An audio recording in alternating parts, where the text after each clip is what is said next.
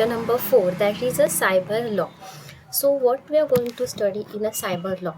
As we all know that in today's world, each and every person has a smartphone, and now if a person has a smartphone, it means that obviously there will be internet connection in a smartphone. So we can say that every person, almost every person, is related to internet in some or a other way.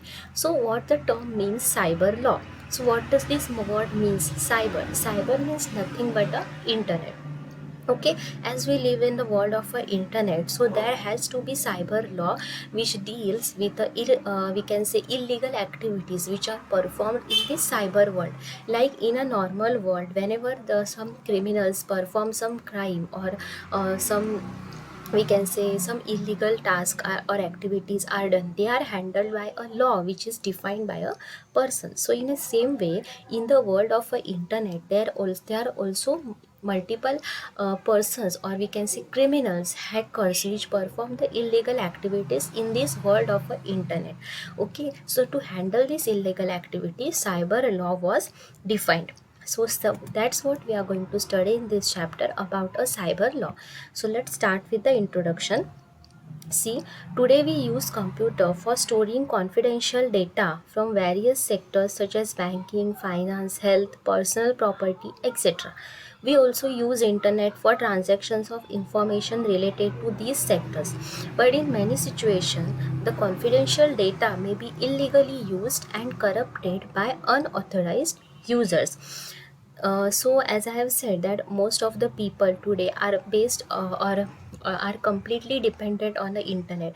Also dependent, in other words, we can say most of the activities which are done in today's world are done with the help of internet. Okay, so whenever we do any activity on the internet, we do online transactions, online shopping. Okay, all these sectors like banking, finance, health, personal property, all these are related to internet. So whenever person uses the internet, there is some personal information of that person, some banking related information. So all this information we store we share with the help of internet. So it is necessary that our basic or sensitive information should be safe. Now there are many illegal criminals or people who perform the illegal activities, like there are hackers, okay, which may who may try to steal our confidential data, who may try to steal our banking related data or any other data. Then there are unauthorized users. Unauthorized users means what? We can say hackers, like they access our data without the permission of a owner. So such users are known as unauthorized users.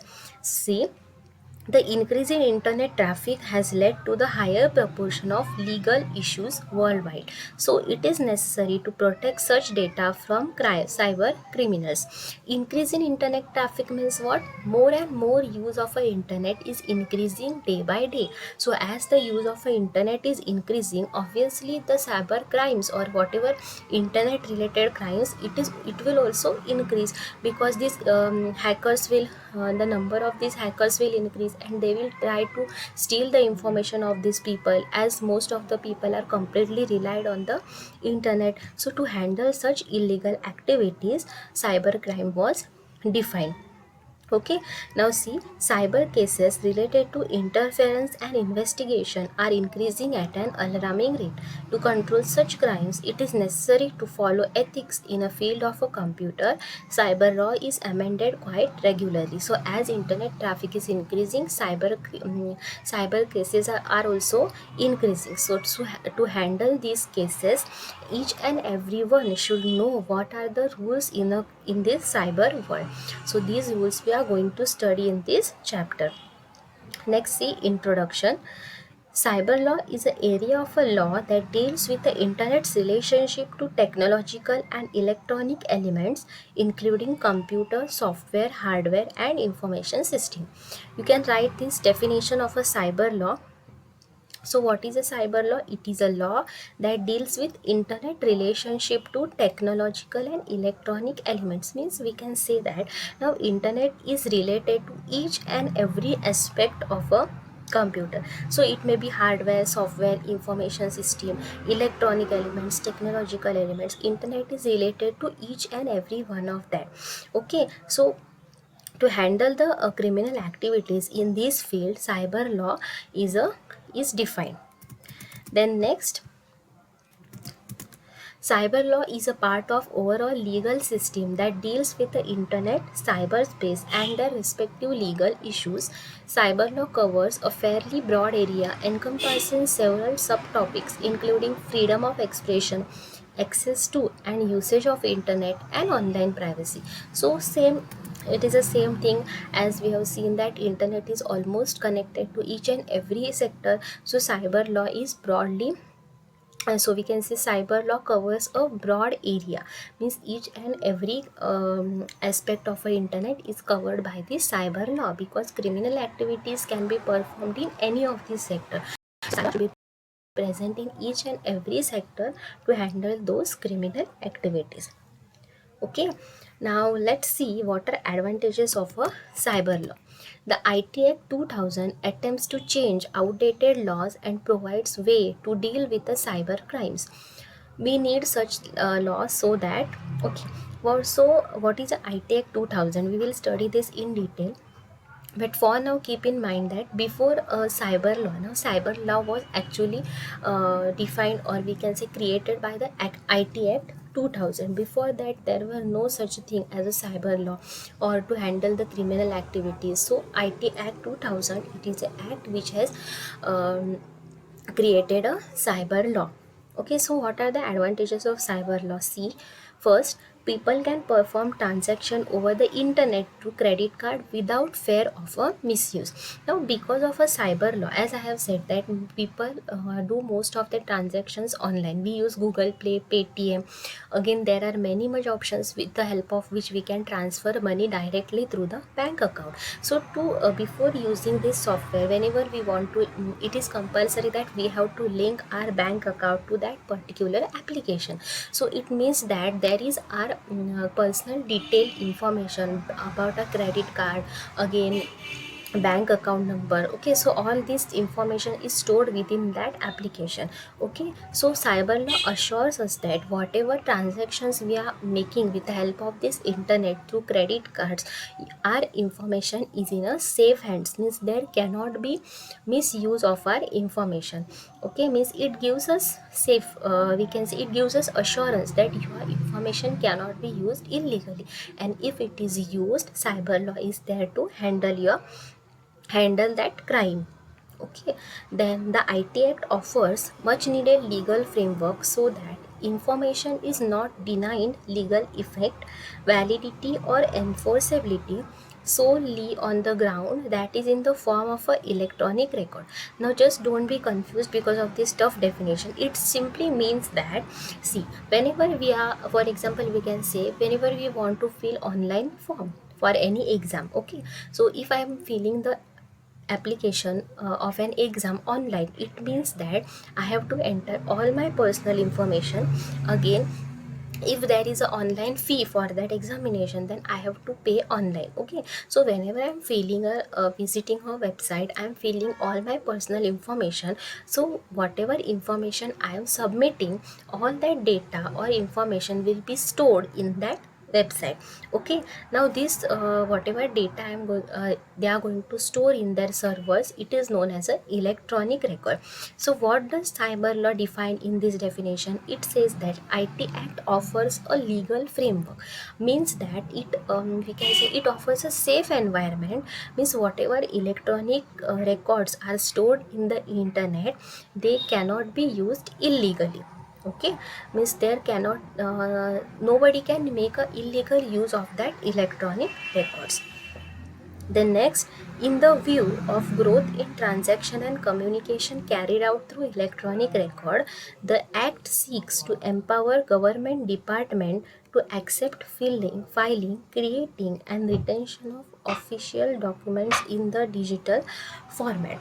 So as I have said that with the help of internet, as the okay, as the use of the internet is increasing day by day, it means that the transactions and communications are also increasing in more and more manner. So as we are using this internet day to day in a day-to-day life, our information is stored with the help of the electronic record. So ITAC says that it seeks to empower government department to accept filing, creating and retention of official document in digital format. Means like, see, whenever I want to open, for example, I want to open an account in a bank. Okay, so there is also online facility to open a new account in a bank. So what do? They just submit documents in a online form. So ITAC ensures the government that they also convert their whatever process or procedure they have into completely into a online way, so that whatever document they are going to require, they can accept it from user in a online format or in a digital format. Okay, then the IT Act also proposed a legal framework for authentication and origin of electronic records communication through digital signature. Now, what is a digital signature? Digital signature means, here we can say, see, it whenever we are submitting a document online. Okay, so how does that person knows that this document which we have submitted online, it is a original document or not? So that's what a digital signature does. Whenever we attach a digital signature with our online document, digital signature verifies that this document is a original document and it belongs to the owner. Okay, see, that's what it is saying. The ITAT also proposed a legal framework for authentication and origin of electronic record. Authentication and origin means, if I have sent the documents to a bank, then it will confirm the origin of that document, means it really belongs to me and it is a authenticated documents. Okay, means I am a legal owner of that document. So digital signature does that, it authenticates the ownership of a document. So that's why in almost everywhere digital signature are used, so that it ensures that whatever documents a person has submitted is a original document. Okay, so these were the advantages of a cyber law. Now next, let's see ethics and morals. So what are ethics and what are morals? First, let's read the definition of both. Also called moral philosophy is the discipline concerned with what is morally good and bad, right or wrong. And morals, the standard of behavior, principle of right and wrong behavior. Thus, morals are dedicated by society, culture, or religion, while ethics are chosen by a person himself, which governs his life. So, what is the difference between ethics and morals? See, we can say that ethics are inbuilt within a person, while morals are taught to a person by external source.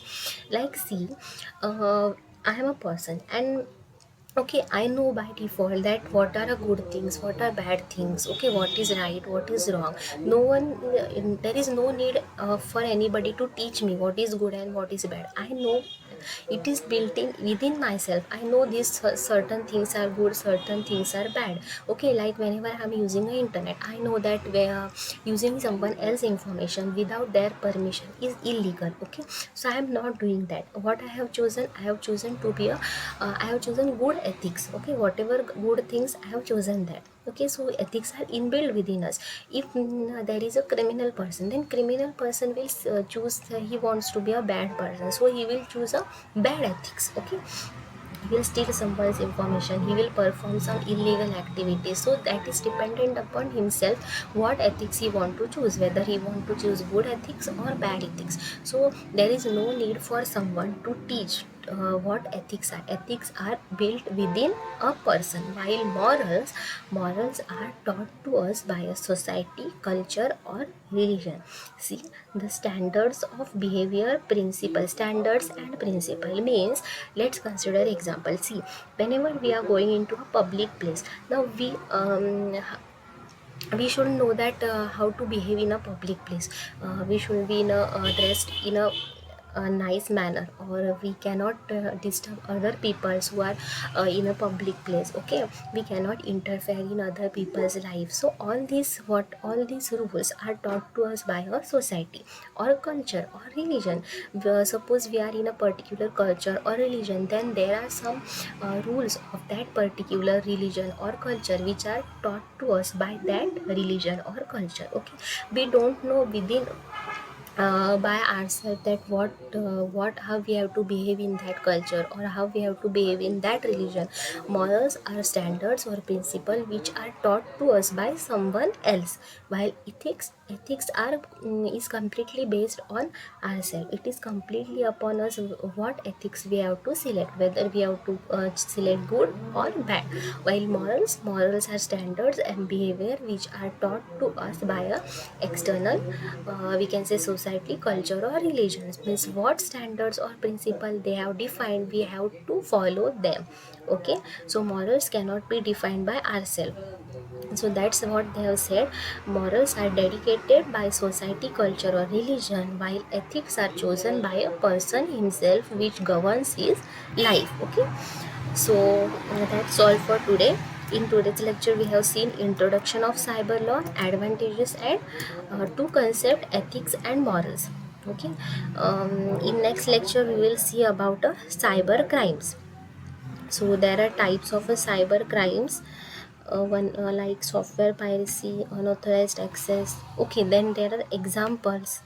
Okay, in next video we will see what is cyber crime and some examples related to cyber crimes.